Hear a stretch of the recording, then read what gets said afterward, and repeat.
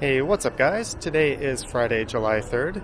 It's 5:48 p.m. and the temperature is 32 degrees Celsius, which is 90 in Fahrenheit. There is currently a heat warning in effect for the province that will run through tomorrow. I'm here in the Yorkville neighborhood, which is located on the north end of downtown. It's well known for its high-end boutiques, galleries, and restaurants.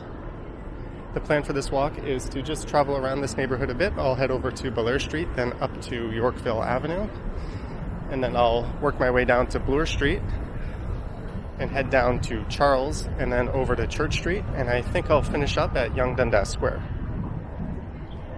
There's a look at Hemingway's Bar and Grill. They have a pretty extensive patio, so business is pretty much normal for them right now, which is a bit unusual for most of the bars and restaurants, given that they're not allowed to have dine-in customers.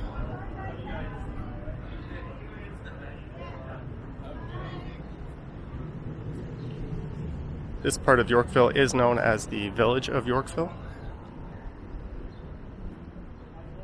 This is a popular park area to hang out in the summertime. You'll see a lot of people having ice cream and enjoying iced coffees and just enjoying the weather here.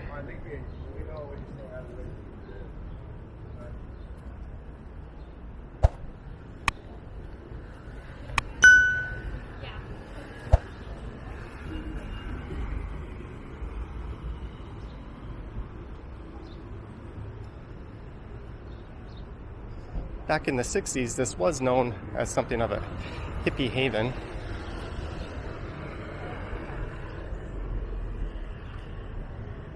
But eventually the Line 2 of the subway network got built, and that ended up driving up property values, and Yorkville started to gentrify into what it eventually became today.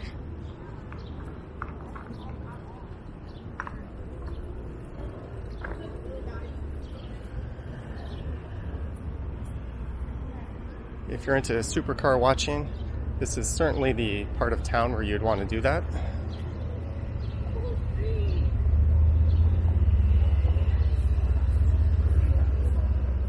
Yorkville is served by the Bay subway station, but you could also take a short walk over here from the Yonge Bloor subway station.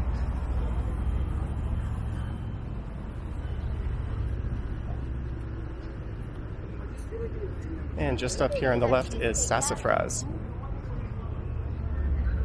It's a well-known restaurant in the area that quite famously burnt down in 2006. It's since been rebuilt.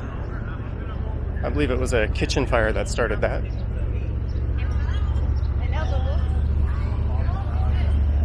A couple of other restaurants in Yorkville over on Avenue Road also burnt down. That was sometime about 6 or 7 years ago. That was Spontini. And I think the other one was called Sato Sato.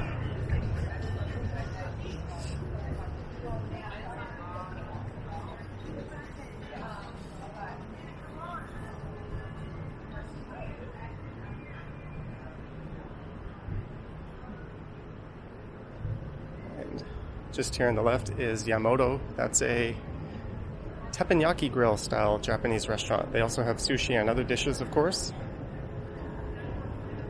I've been fortunate enough to have been there a few times. It's quite good.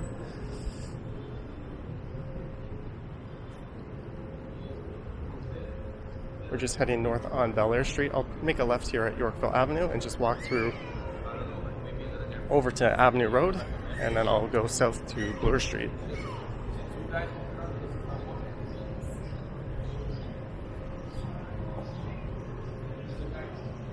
That tall glass building right there is the new Four Seasons Hotel. The old Four Seasons Hotel was located over at the end of this street here, Yorkville to our left. We'll take a look at it as we go by. Yorkville and Avenue Road. It's since been converted into a condo.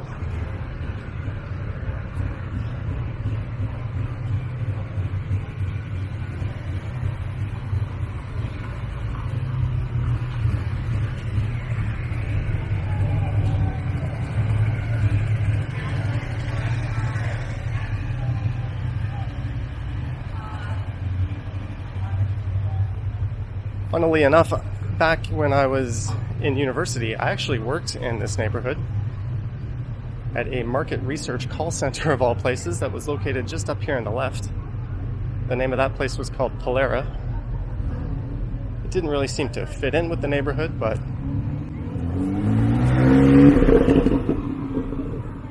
I guess they had to be located somewhere, right?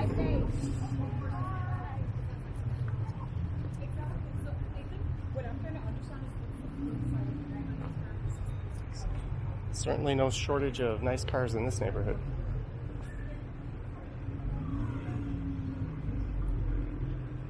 There's the building I worked in. It was an office up on the second floor towards the back. 101 Yorkville. There's a number of the high-end retailers located here. I mentioned this before in a video, but this certainly isn't an area where I shop.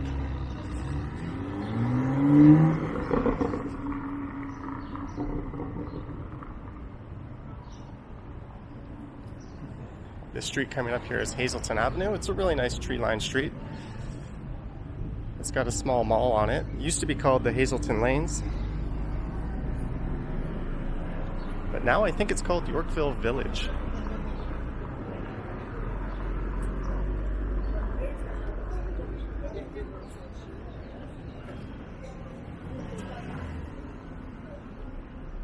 There's just a look down Old York Lane. That bar we walked by earlier, Hemingway's, is just on the south end of this laneway on the right.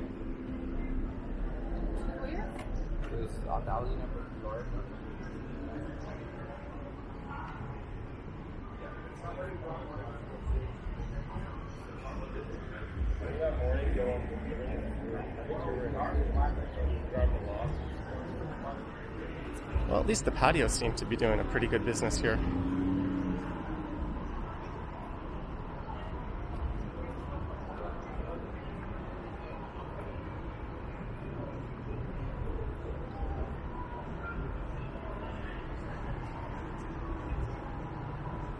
So that building right there is the old Four Seasons Hotel, which has been converted into a residence.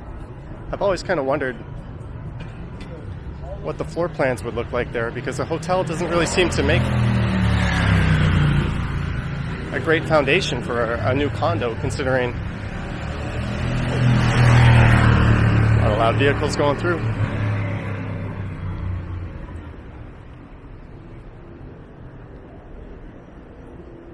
Let's go this way. As I was saying, considering you would have to have full appliances and things like a washer, dryer, all your kitchen appliances, stuff you wouldn't normally see in a regular hotel room. So they probably had to gut it completely.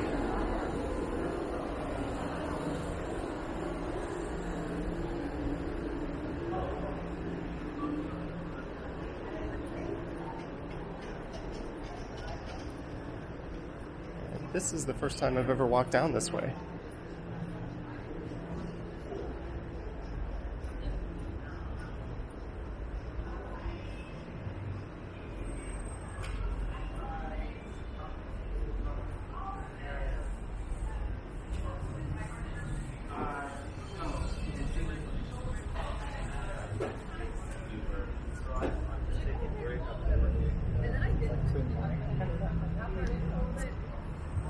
So we're back to Cumberland Street. This is near where I started off. And that straight ahead is Avenue Road. That would be sort of the western border of Yorkville.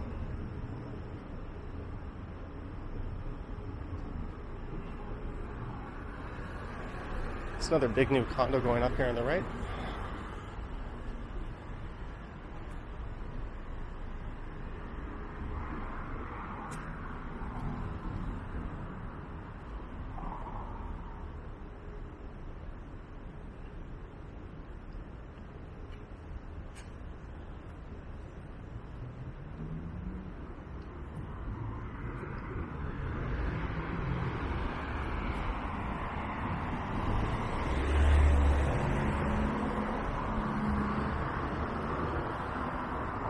And that way off in the distance is the CN Tower.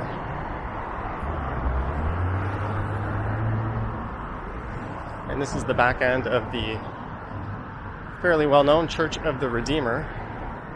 Maybe not well-known by name, but most people are certainly familiar with its image.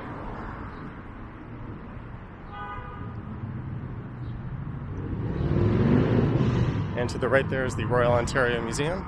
And just behind that is the former McLaughlin Planetarium.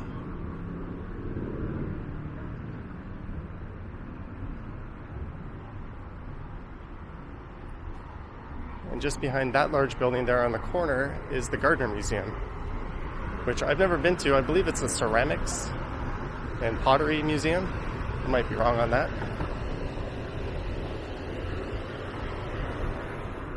Get another look at the Royal Ontario Museum.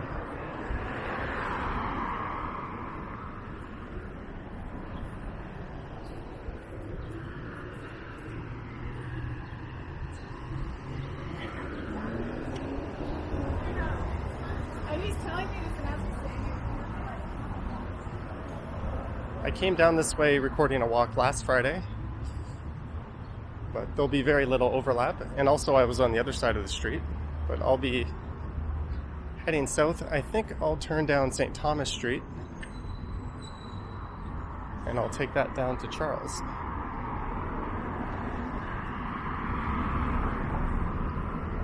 There are bike lanes on this part of Bloor Street, but they're not protected. In the other direction, there's a nice Corvette. They do have the protective barriers in place, although that doesn't seem to fully stop all of the drivers.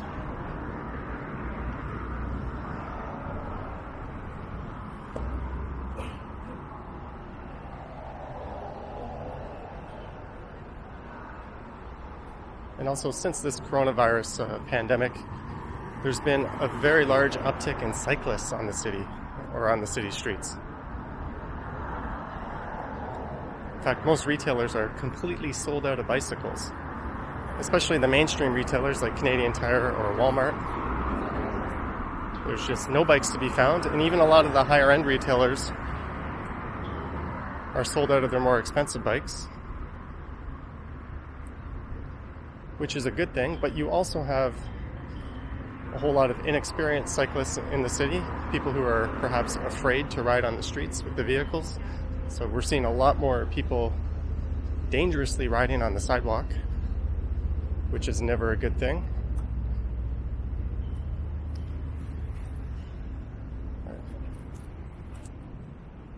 Seems like a good opportunity to jaywalk.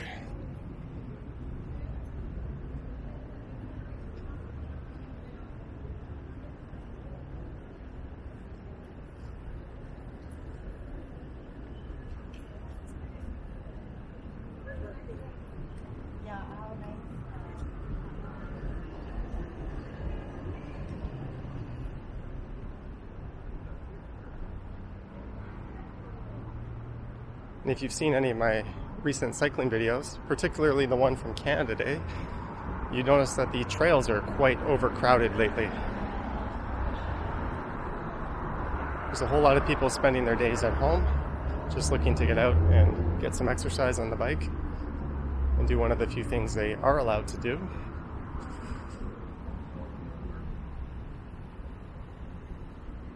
This here should be St. Thomas Street.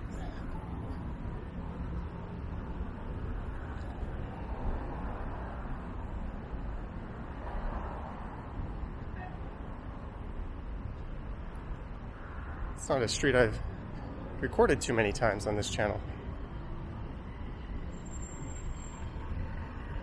Right there's the Windsor Arms Hotel. And beside that, 22 St. Thomas Street, which is a fairly high-end condo. I think a lot of celebrities have stayed at that hotel.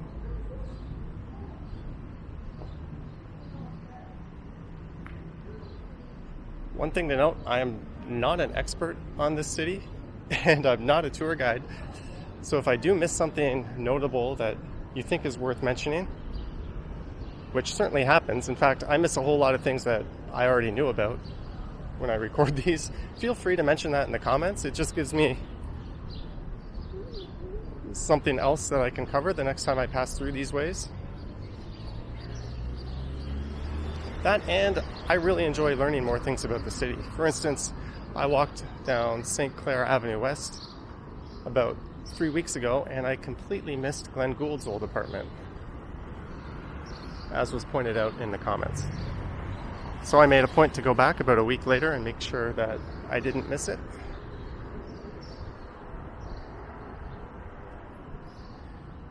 This here is Charles Street West.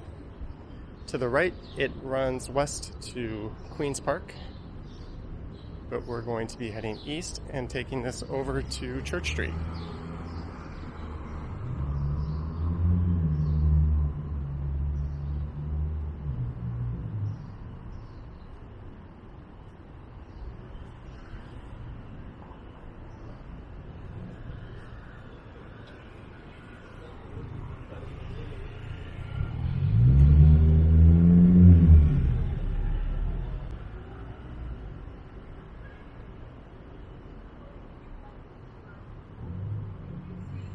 So that straight ahead is Bay Street, which is Canada's equivalent to Wall Street. If you head south there, which is to the right, you'll head into the financial district.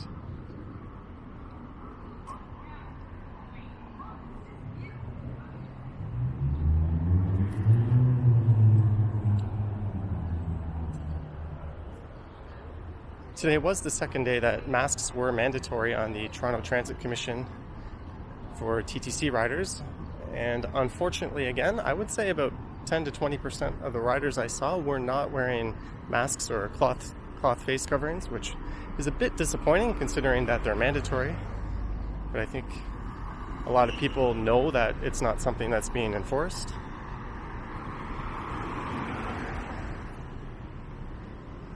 Outside, of course, I don't think masks are all that necessary. I've mentioned this before, so I'm not wearing one, but when I do go inside, I definitely put it on.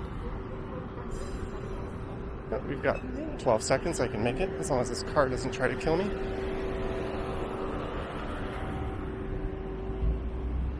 Let's look south down Bay Street.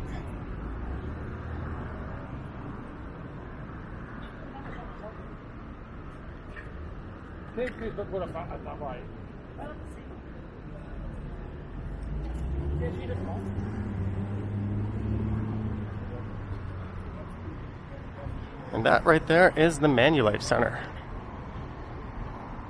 If I'm not mistaken, it's the tallest rental apartment building in Toronto, probably Canada for that matter.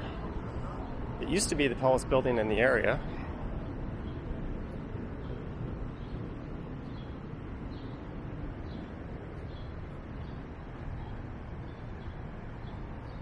It's 55 stories high.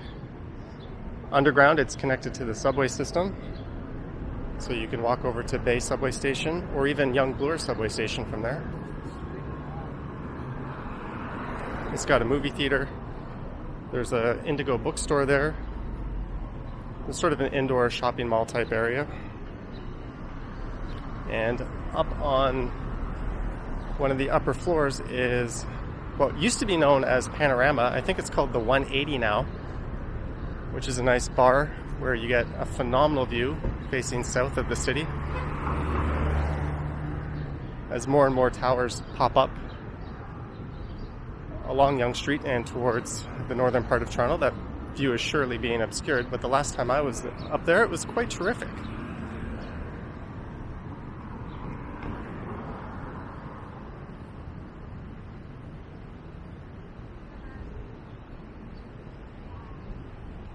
And that restaurant there with the red sign is the Okonomiyaki House, one of my favorite places in the city, at least to eat.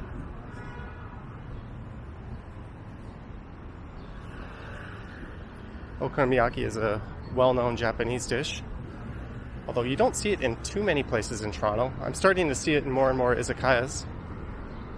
I've been fortunate enough to eat it in one of it. It originates in two cities in Japan, Hiroshima and Osaka, and they both have their own unique styles.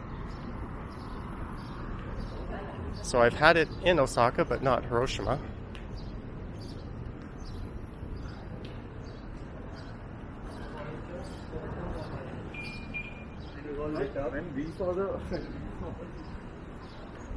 So if you're looking to try something new that's very reasonably priced and quite delicious, I would definitely recommend swinging by there. All right, so this is Yonge Street.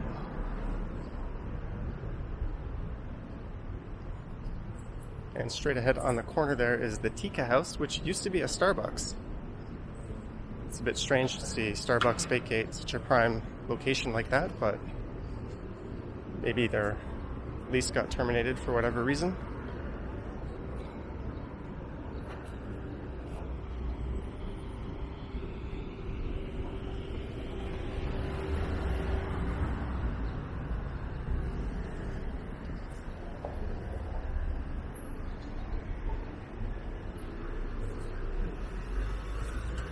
So look north up Yonge Street and the 1 Bloor East condo.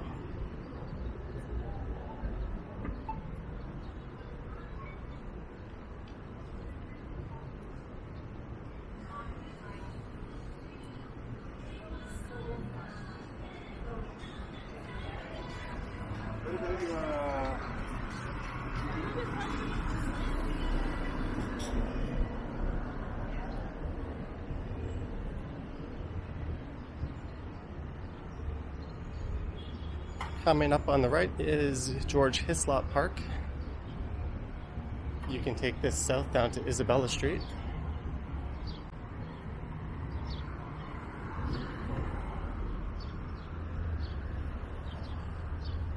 Although it looks a bit more like Tent City right now.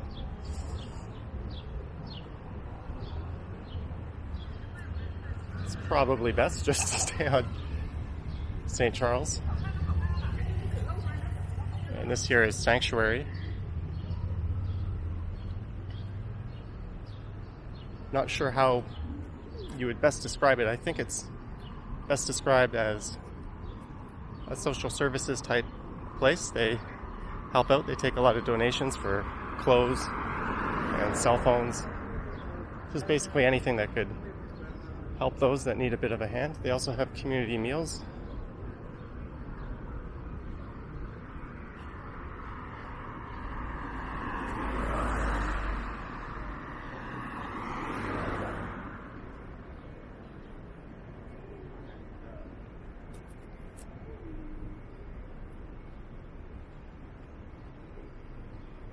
So straight ahead, that's Church Street, where we're heading.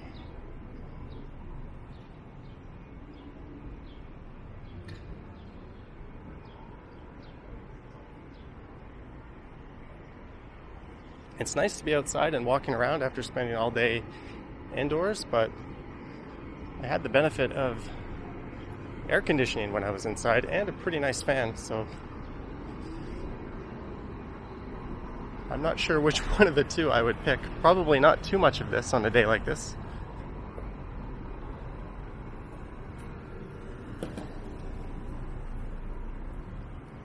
And what really kind of sucks is I can't just pop into an air-conditioned restaurant, bar, or cafe and have something cool and sit under the AC because that's not allowed.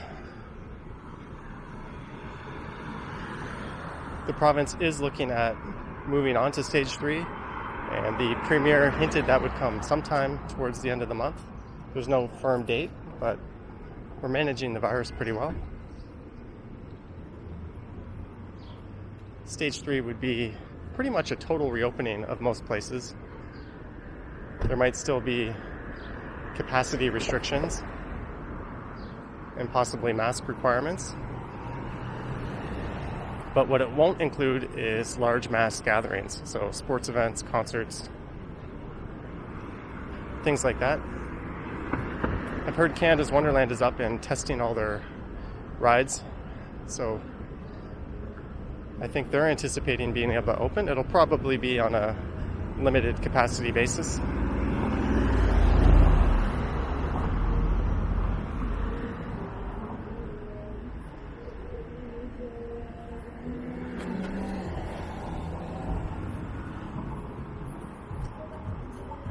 And this is Church Street.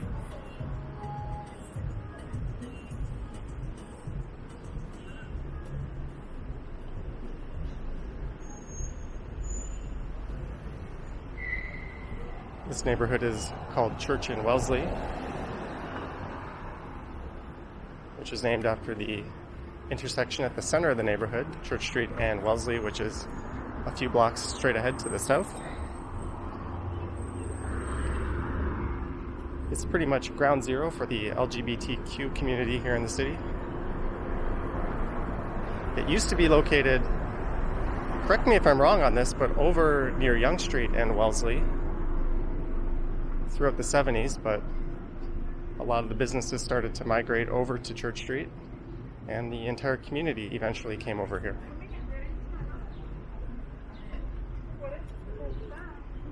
In 1981, there was a well-known incident known as the public bathhouse raids, where the Toronto police shut down 3 or 4 public bathhouses that were well known for gay men on Yonge Street, and it created quite an incident.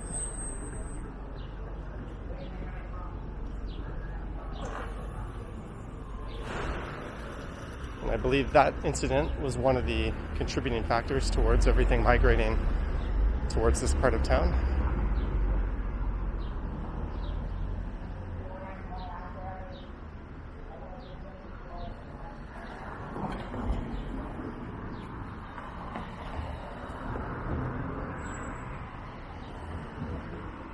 Every June, this is where they hold the Toronto Pride Month, which unfortunately was held virtually this year, so in effect it was cancelled.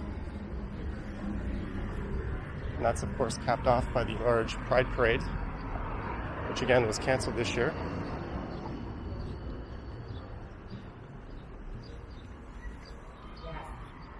I recorded a walk up this street last year during Pride Festival, which was interesting.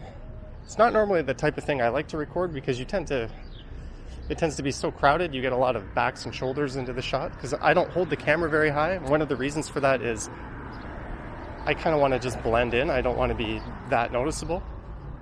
If I'm holding a camera way up at eye level, everyone you walk by kind of looks at you and notices you. And I really kind of want to create that fly-on-the-wall experience when I walk around. But in a crowded environment, it's really hard to get a clear vantage shot. One interesting thing that happened was during that festival, a lot of men go bottomless.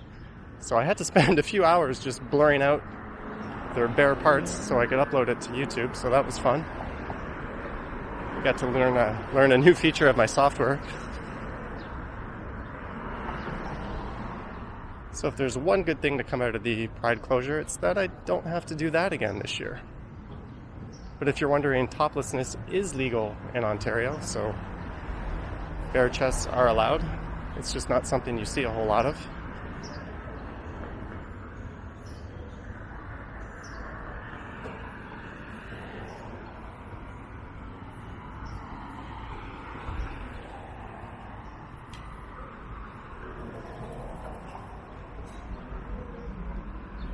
There's the Storm Crow Manor.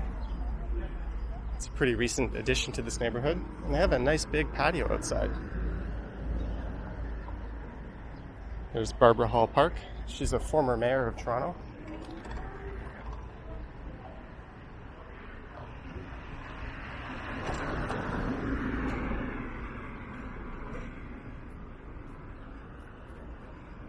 If I'm not mistaken, she was the last mayor before the megacity amalgamation took place, which ushered in the era of Mel Lastman, the former mayor of North York, and one of the owners of the Bad Boy furniture chain.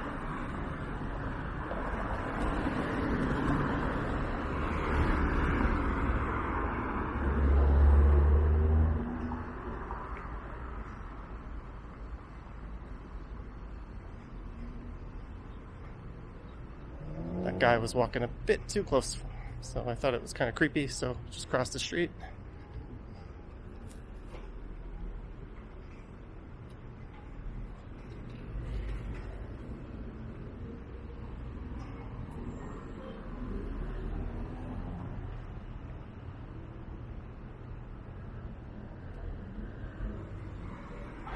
And this is the intersection of Church and Wellesley itself,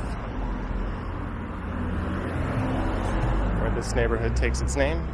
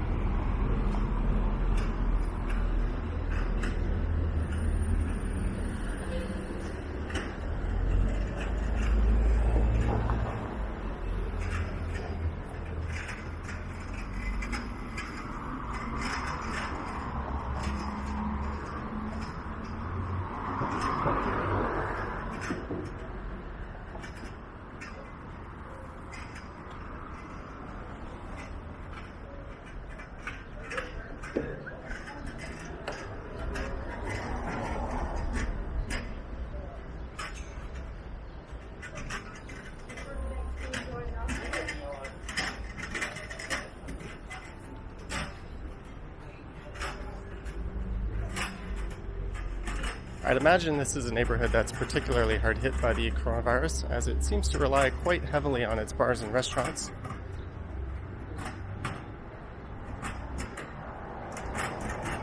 Many of which don't have much for patio space.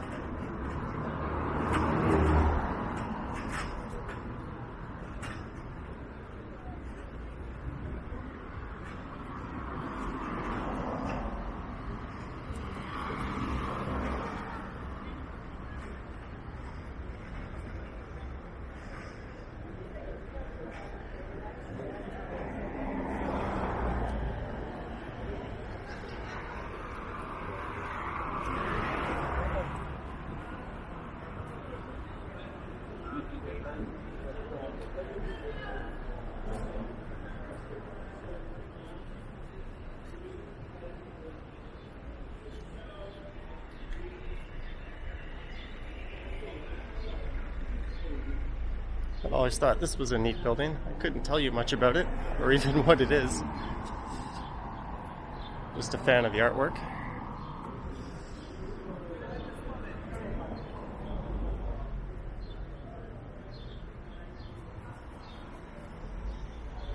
I think these are some of the most well-known establishments in the area.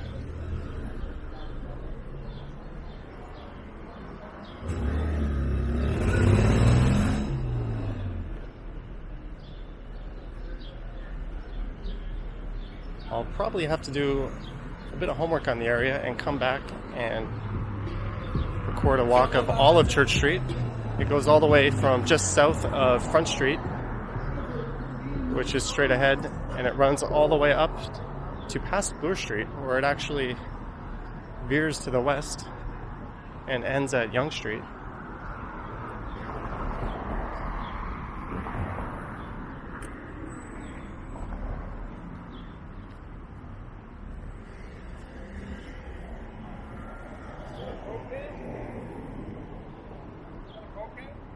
What? Is that a Pro Can? No, it's a Osmo Pocket.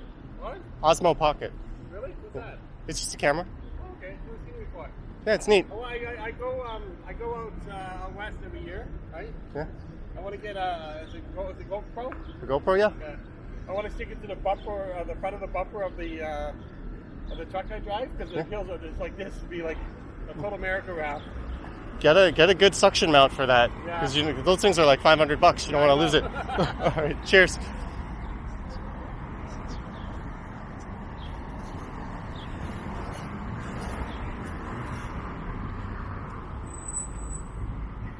I'll have to re-listen to that. I'm not sure what he was asking me. If this was a poke something.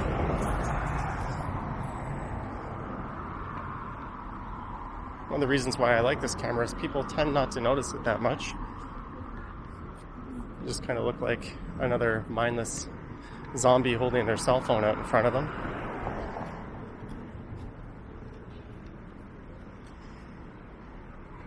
This camera in particular has started to see a fair bit of knockoffs come out.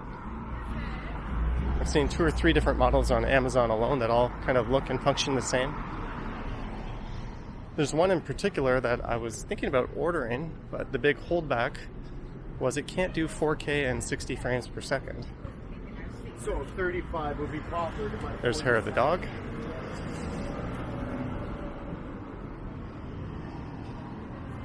This right here is the north end of Maple Leaf Gardens, which is the former home of the Toronto Maple Leafs, our not-so-winning hockey team here in the city.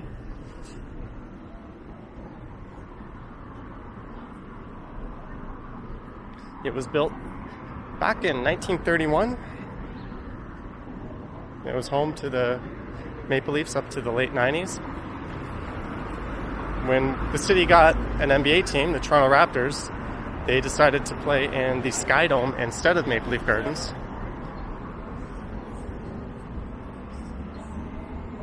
And currently, Maple Leaf Gardens is owned by Loblaws, which is a chain of grocery stores. And there's an athletic center in there which belongs to Ryerson University, and they operate an ice rink. Seating capacity is a little lower than it used to be. It's something around 3,000 people now.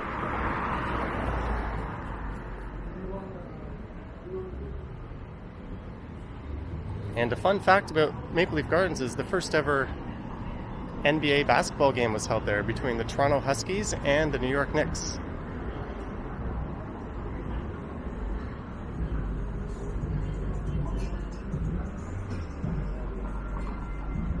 A number of notable events have been held there. Muhammad Ali's fought there, the Beatles have played there. I once saw the Harlem Globetrotters there, if that counts.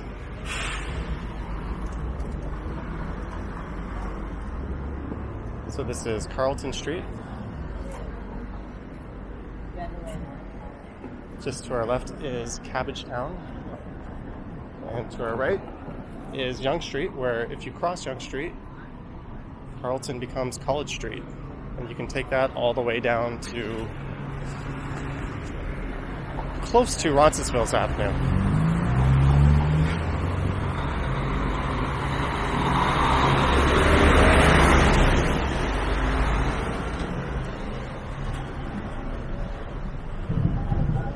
So we're starting to enter the area of Ryerson University.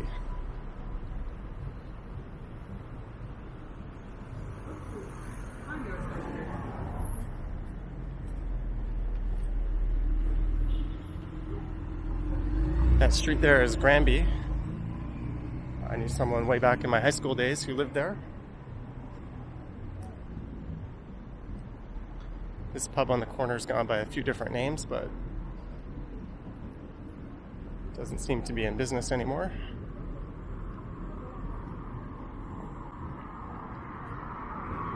And one thing about Ryerson is it's really well integrated into the city. The city has three main universities, University of Toronto, York University, and Ryerson University. And York University is located way up in North York. That's where I went. That's very much a traditional modern university campus. And the University of Toronto, which is also located downtown, very much looks and feels like a traditional university campus. In fact, it's been featured in a number of movies. I recently watched a very stupid movie called Superstar, starring Molly Shannon and Will Ferrell, and noticed that the entire thing was pretty much filmed at U of T. There's also a lot of Canadian talent in that movie. Tom Green was in it. Hiram Williams. And a few of the other actors. So it's quite common to see U of T posing as a large Ivy League school in movies. But my point was, with Ryerson, it doesn't really feel like a university campus. It started off as a very small polytechnical school, and it's just kind of really started to grow like a weed throughout the city. So it doesn't have that traditional university campus look and feel to it.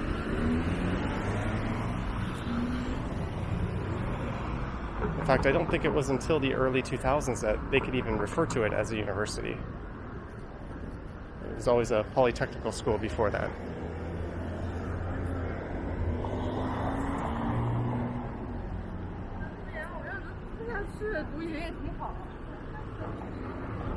So this is Bloor Street East.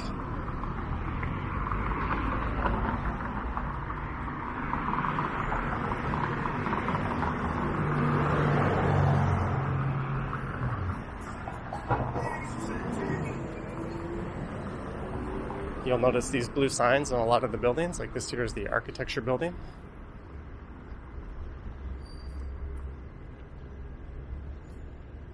The University of Toronto's architecture building is in the Daniels building over on Spadina Avenue.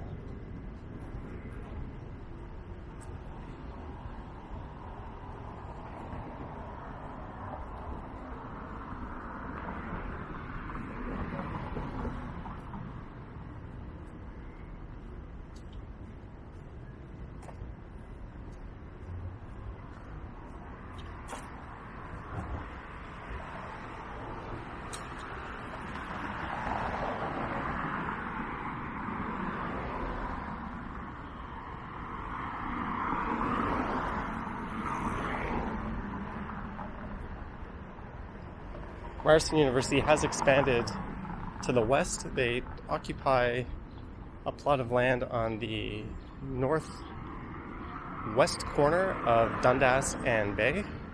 Sorry, that would be the complete opposite. That would be the southeast corner.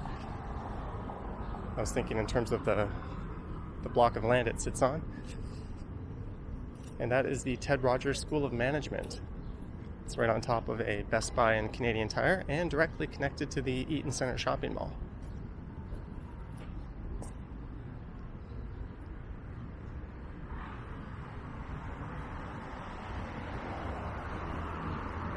During Pride Festival, this part of the street at night is usually full of different vendors. It's not quite as lively as the Church and Wellesley neighborhood area.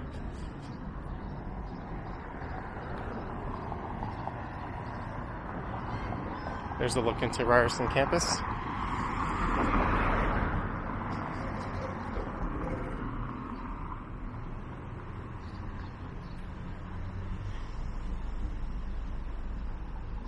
And I don't know what that white and orange building is, but it looks to be part of Ryerson.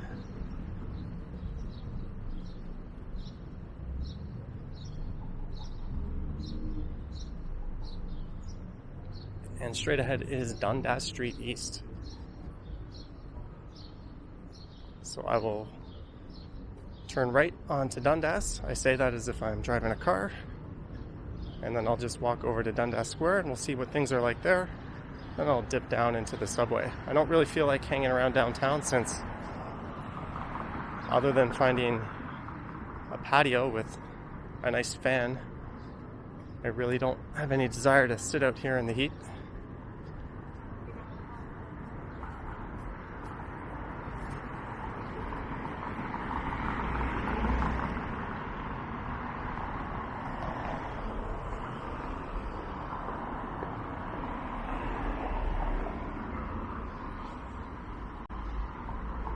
There's one of the few downtown gas stations.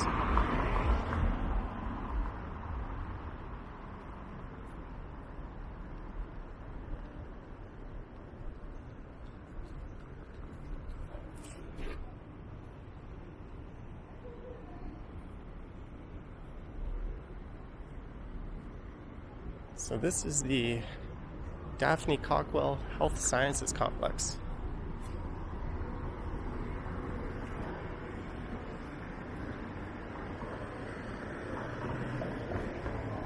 So just to the east over there is the Regent Park neighborhood. Formerly the home of a lot of public housing, but there's been a pretty big condo boom there, as there has been throughout much of the city.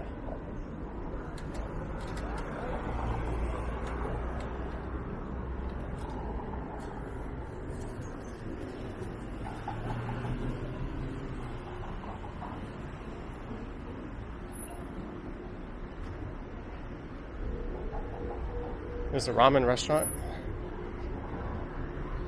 Quite often there's a very long line to get up or to get into that place. So I've never actually been there. I usually just go to the ramen shops near where I live at Yonge and Eglinton.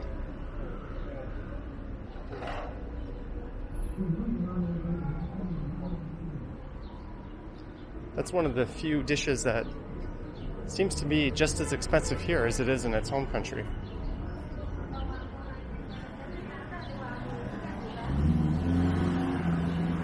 Of course, Japan isn't exactly known for its low cost of living.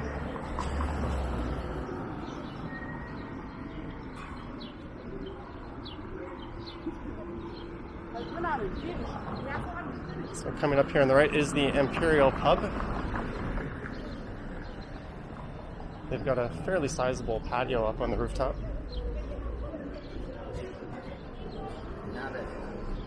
Or rather, adjacent to the second floor. And the second floor inside is furnished a bit like an old library. It's quite neat.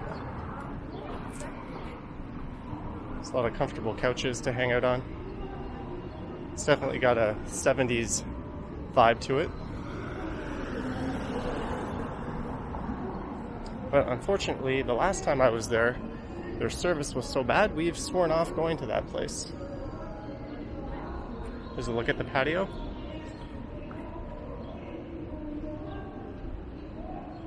Looks like there's not much in the way of available seats, not surprisingly. And straight ahead is Dundas Square. This would be the intersection of Yonge Street and Dundas, which is for sure the most well-known in the city.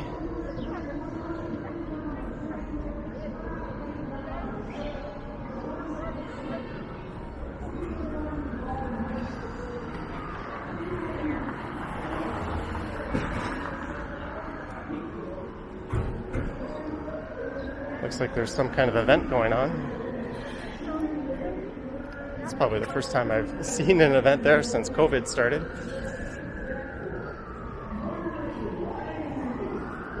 We'll go over and take a look at what's going on. This intersection is quite well known for all the buskers and religious preachers that like to set up shop here. And of course, emergency vehicles with their sirens going.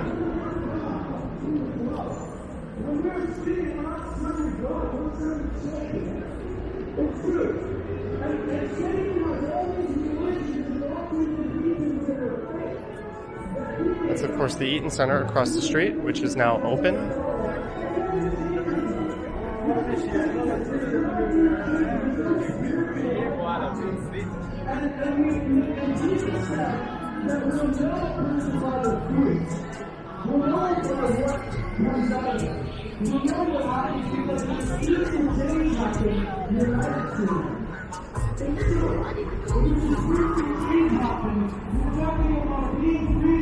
Spiritual power, which you have no way to get free from yourself. So when we're unsavory to the sinful powers, we're lying, we're stealing, we're sinning. But when we get free through Jesus Christ and connected to God, I'll have to look up what this is when I get back. I was under the impression that there would be no events held in the square this summer. Maybe this is a renegade thing. It's impossible to change yourself. Again, I just want to go back really quick to that old lie. You know, society tells you can do the best, you can be the best, you can always do what's right and you can get ahead. I'm all for freedom of speech, but that guy's speaker is a little too loud. He's kind of drowning everyone else out.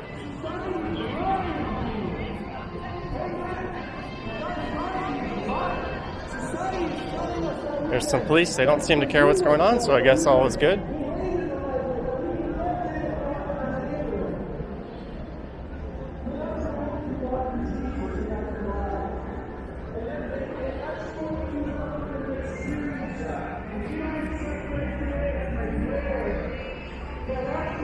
I'm just going to slip my mask on and head down into the subway.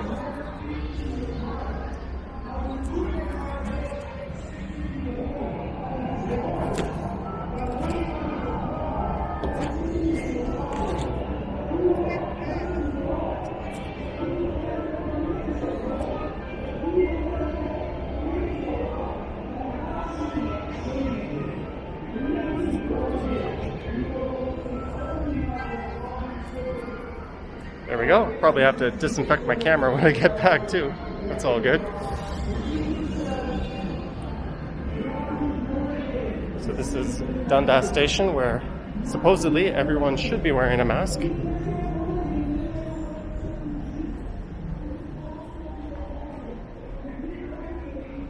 Took all of 3 seconds to see one violator.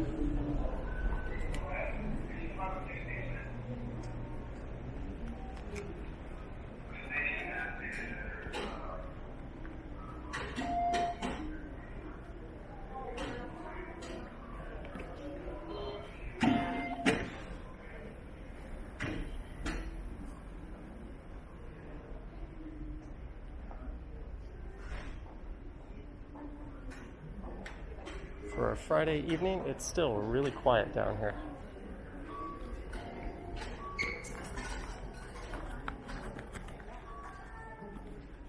It's not uncommon at this hour to have to wait several trains before you can actually squeeze yourself onto one.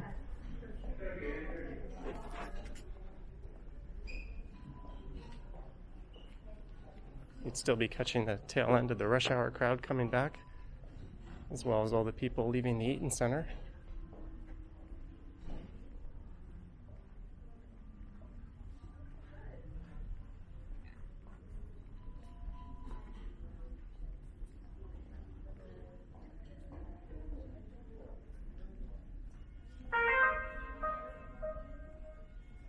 Please do your best to stay at least 2 meters or 6 feet away from other customers and TTC employees.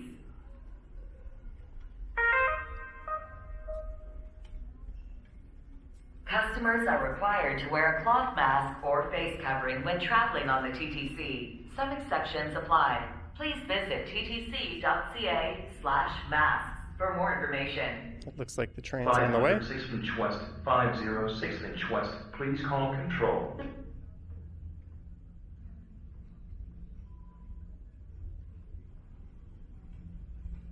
All right, I'm going to shut up now, so thanks for watching, and I'll catch you on the next one.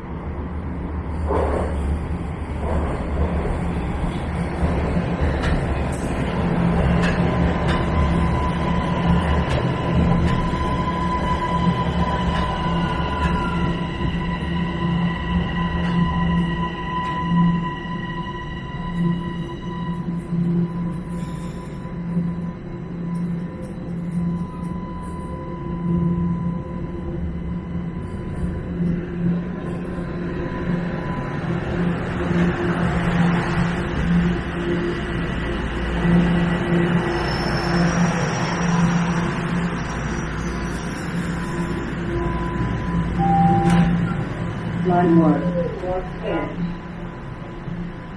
So I thought after 3 weeks, Please stand clear of the doors. and I wonder if you'll ever be home on it. Like, are those